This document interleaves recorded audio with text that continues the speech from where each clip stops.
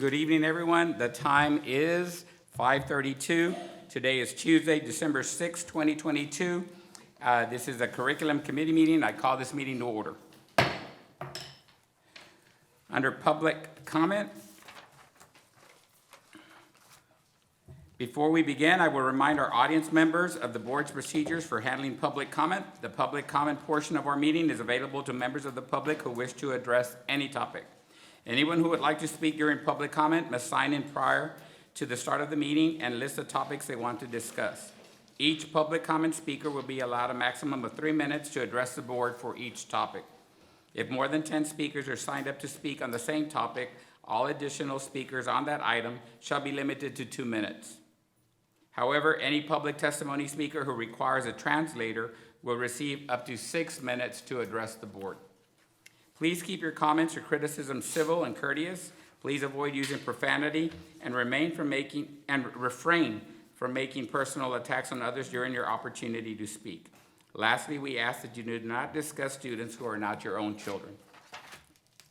If a speaker is seeking board resolution of a specific complaint, that concern should be addressed through the district's grievance process. District policy DGBA has been established for addressing employee complaints.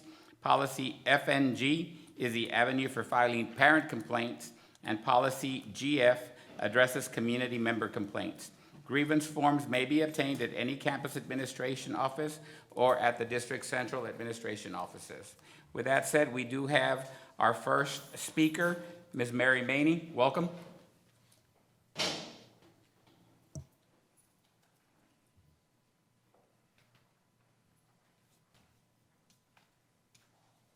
Good evening, Board President, Superintendent Sevion, board members, and faculty, and community. I did have a couple things I wanted to address. One of them was just an update. I do run the STEMS program at the high school, and we have Green Power F-24 electric cars that we just raced this Saturday. As a result of the race, our female team, Team Pinky, is now second in the nation. Wow. So this is just to let you know, thank you from the support that we've gotten from the board office and board members to make this happen and make it go pretty good. So it's just one of those, give you an update.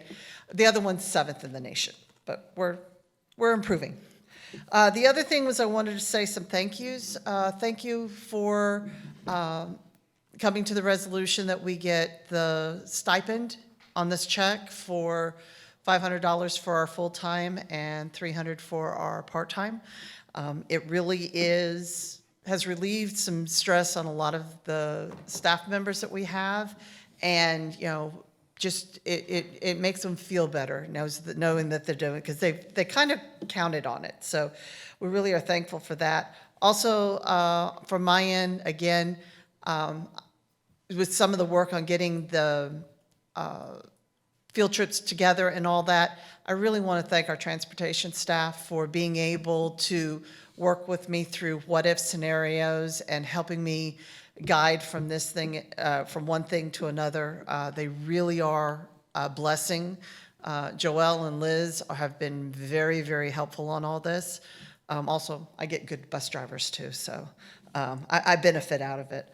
Also, we've had a lot of help from our band department in helping us get hold of a trailer so that we can get to the race.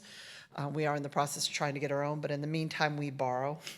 And they've been very, very helpful. So it's one of these, it's like, just to let people know that, yes, we have a very good community, and we do help and support each other. So that's a really good feeling to know that you can call and there is somebody to help direct you into the areas you need to.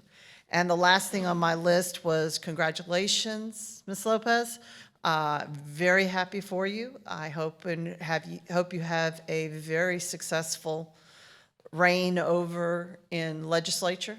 So it's just one of those, I just wanted prior to Thursday's meeting just to go ahead and get that thank you out there so that you know that you have been appreciated, and we will, we'll look forward to seeing what you do for us in the legislative thing.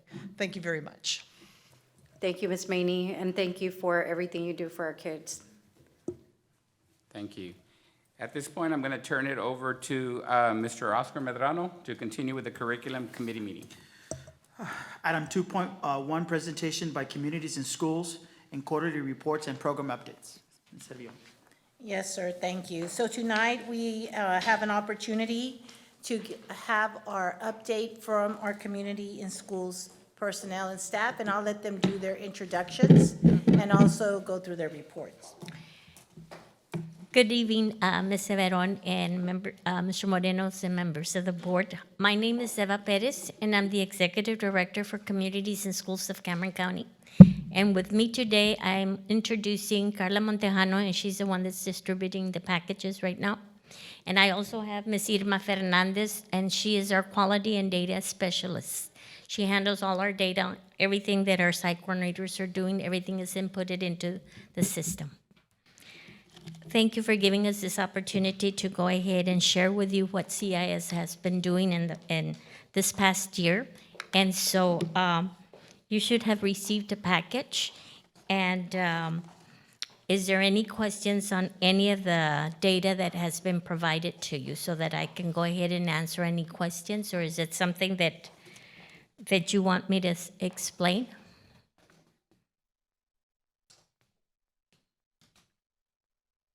No? Are you making reference to the packet the Yes. package that we just got right now? No, this package was, Oh, the one that was put into Yes. our board? Yes, I don't have I'm any sorry. questions. I just want to state, as I've said, as I stated before, and I'm very appreciative of the program, Communities in Schools, and everything that you do, not only for our students or for our community, for our the parents. And I'm proud to say that I have a couple of people over in my district from your office that are doing a phenomenal job as well. So it's much appreciated. thank you so much, thank you so much. I do want to go over one report, and that's the one on page 1. And that's basically listing all your campuses. Here in San Benito, we're very fortunate that we have 9 campuses.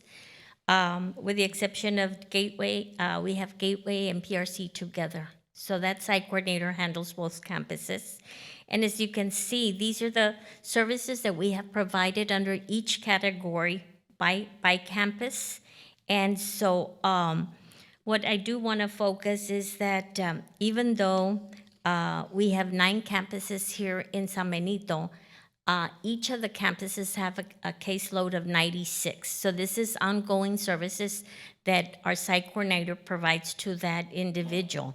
And it can range from providing school supplies to clothing to food assistance to supportive guidance, mental health referrals, any type of agency referrals, clothing, anything that the child might need or the family for that matter.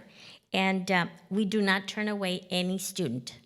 We do have that caseload of 96 that we provide, but if there's a child that comes into our office wanting or needing anything, well, if we have it, we'll go ahead and provide it. And if we don't have it, then we'll reach out to another campus or even to my central office, and if we have it, we'll provide it, and we'll try to get the assistance to that family or to that individual. So these are needy students, right?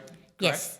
These are students that have been identified by the district as at risk. And so we work with at-risk students. And so all 96 should be at risk. Either we follow an eligibility because each child has to qualify under the eligibility, which is very similar to what the district has. So we identify the student, and so we follow up with ongoing services. So I'll give you an example. If I were a child that has been out for 3-4 days the first 6 weeks, that's definitely a red flag saying Eva Perez needs assistance. And so we'll reach out to the parents. We send them, our program is not mandatory, but we do provide a parent consent to the parents consenting that they want their child enrolled in our program. So that gives us the opportunity for us to go ahead and look into the student's file to find out what Eva Perez is lacking. Has she been retained in the past? Is she on grade level? Does she have a pattern of having absentees? Is she behind in her academics? Does she pass her stars? So with that information, we're able to assess the student, and those, based on that assessment, that's how we provide services for that student. Does that mean that once we complete that assessment and we provide the services and Eva Perez is back on track, do we go ahead and drop her? No, we don't. We provide services from the day that we picked them up until the end of the year. We do also work with the school district, and we provide services during summer school as well. So we do follow our kids. We do have kids that move around, so they might start at Frank Roberts and they end up at La Paloma. So those files are transferred to the incoming school. If they have a site coordinator there, that site coordinator will go ahead and pick up that student and continue the services. If for whatever reason, because we do have movers that move around, they move to Riondo. So Riondo has 3 campuses, and we have CIS in all 3 of them. So that would be the same thing. We would go ahead and continue the services. If they come back, then that file comes back, and we continue providing services for those students. So I'm a CIS coordinator, let's say at La Paloma Elementary. How many case files do you anticipate getting? Each one is supposed to have 96. 96, okay. Okay.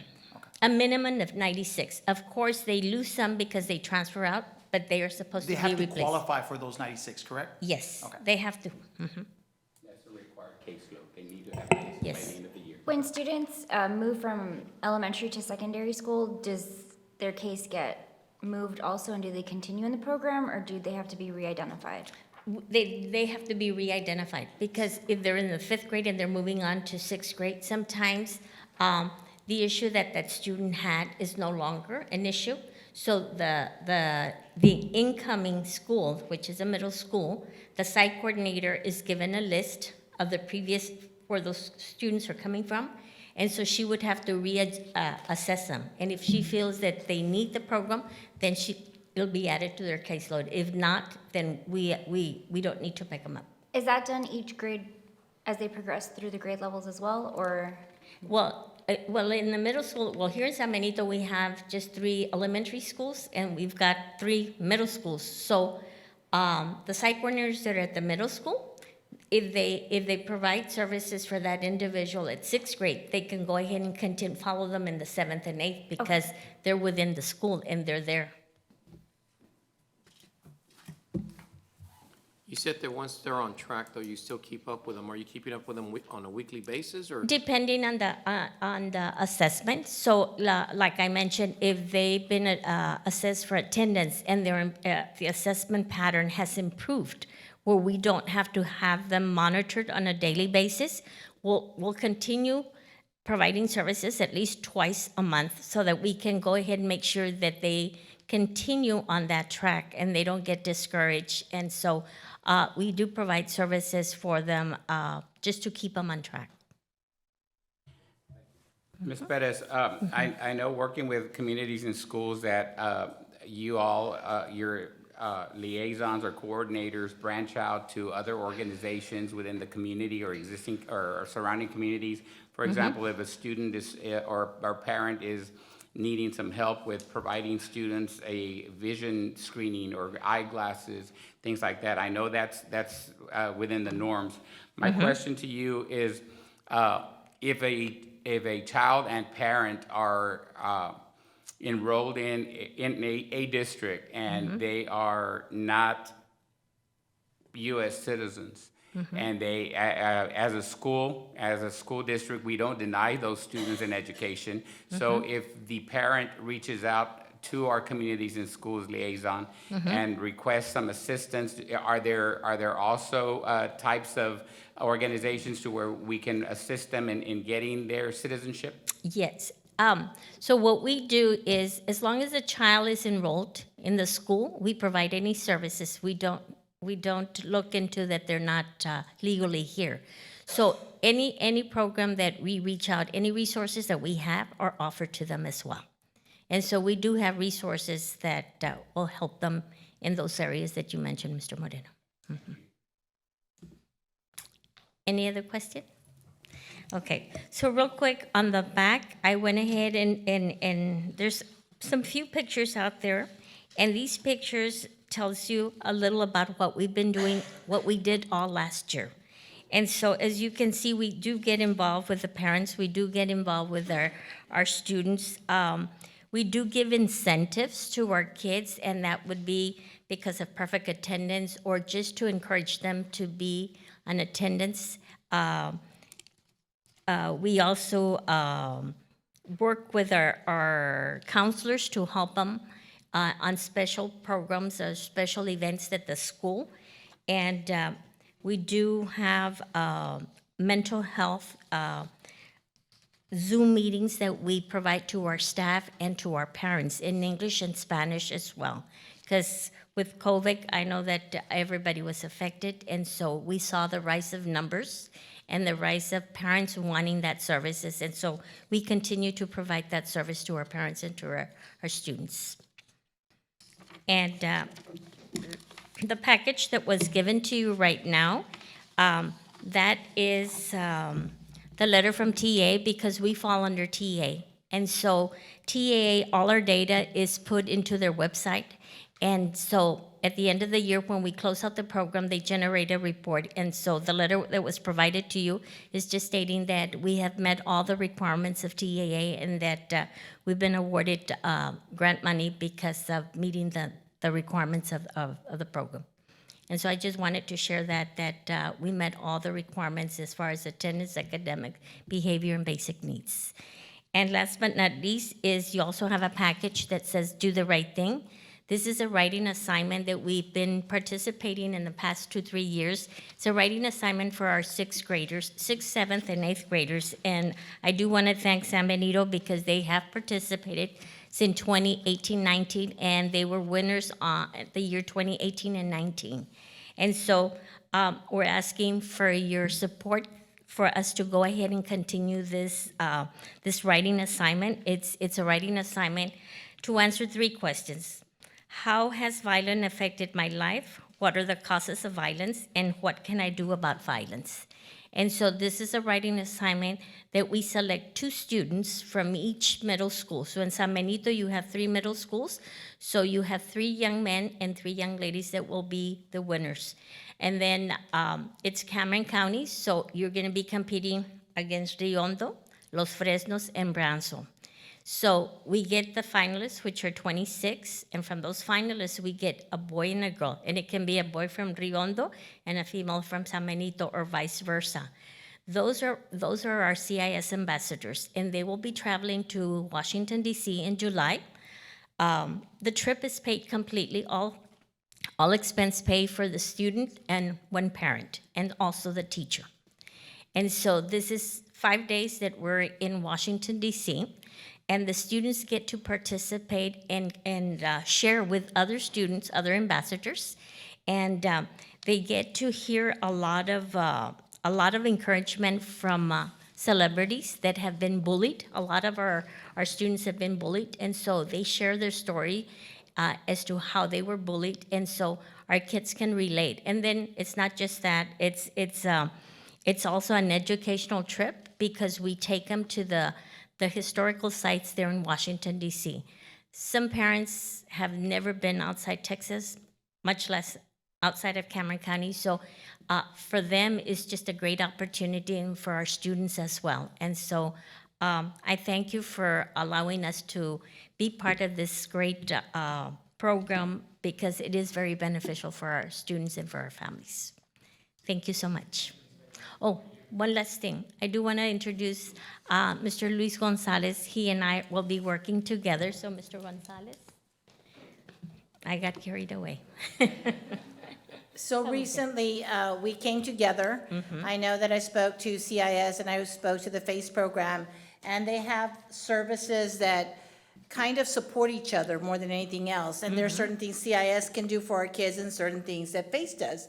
And so we thought in bringing them together, that would provide a more cohesive way of rolling out our support services for our students. I don't know if you wanted to add something, Mr. Gonzalez? Yeah, I'll just, hello, everyone, good evening. And I just wanted to add that we did recently have a joint meeting as administrators last week we kind of talked about where we were in our programs and how we're working together.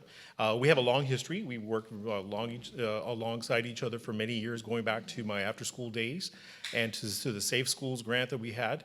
But what we wanted to do is ensure that the partnership that we have with CIS is a strong partnership and that it is student-focused, and that if there's any barriers that we need to remove so that those services are provided to our students, we want to ensure that we do that. And of course, I'll be informing Mrs. Servillon updates and of other administrators in our district that need to know that.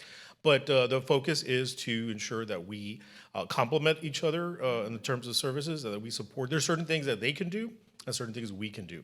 Going back to the question you had about the vision assistance for students, that falls under Title I. Title I can assist our students. Of course, we can, there's always a resource out there that we can reach out to, but we also had a very productive meeting yesterday. We brought our staff together, our 23 FACE staff members, and members of the CIS that are working here in San Benito. We came together, we had a great productive meeting where we're going to work together. One of the first things we're going to work together ensuring that they're at the table is going to be the wellness walk that we're going to have on Saturday, January the 7th.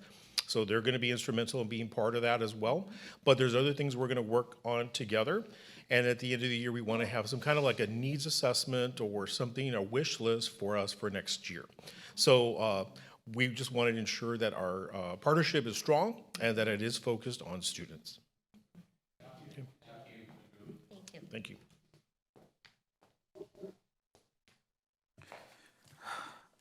Item 2.2, review and discussion of Region 1 Education Service Center Library Services Agreement for the 2022-2023 school year. Ms. Servillon. Yes, sir. We have Ms. Peña here tonight that will be outlining the agreement, service agreement for our librarians. Good evening, President Moreno, members of the board, Mr. Superintendent Servillon. We are here to request approval for the Library Services and Instructional Resources Cooperative through Region 1 Education Service Center. Being member of the cooperative allows us to provide resources, instructional resources, virtual library databases, and professional development for our librarians. In the packet, there is a description of the different instructional resources, the virtual library databases that are available for the students, and also the type of professional development that the librarians can take advantage of throughout the school year. There's also a cost comparison because some of the applications or instructional resources available through the membership come at a cost, but as members of the cooperative, we don't pay for anything. So you can see the big difference in price if we were to buy these out of pocket. Questions, board members? Agenda item. Thank you. Thank you. Review and discussion of the proposal for grant writing services for the after-school program.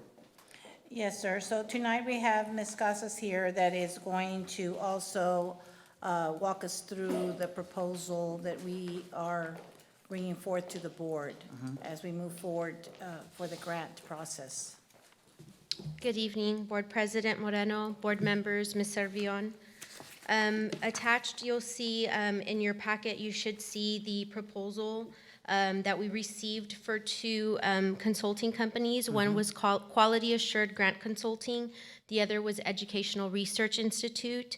You'll also see the scoring sheet.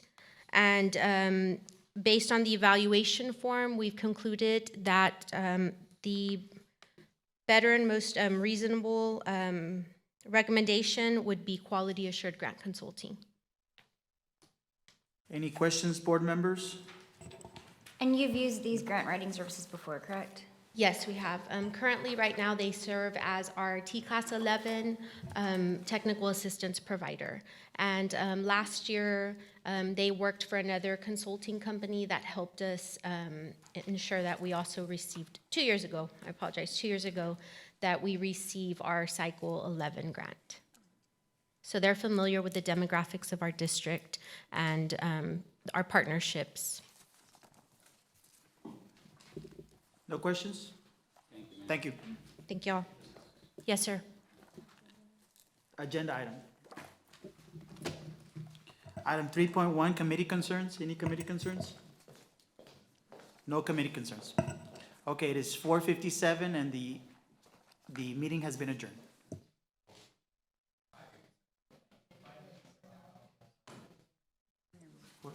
time is it? 5:57. Meeting adjourned.